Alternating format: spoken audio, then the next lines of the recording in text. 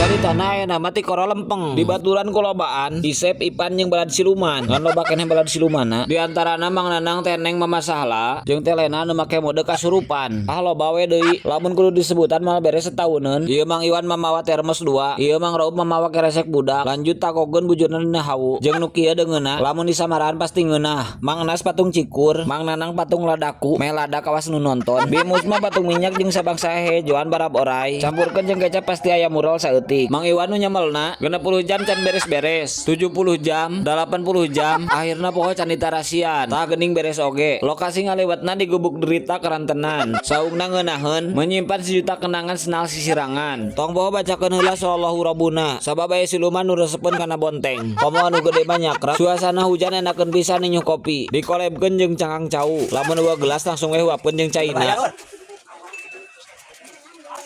dijamin wali lage bakal nyeri beteung henteu lila ngaguik sora liwat asak geus heula caritana ka Depok ngalaik bonus siuman manis ti Telena.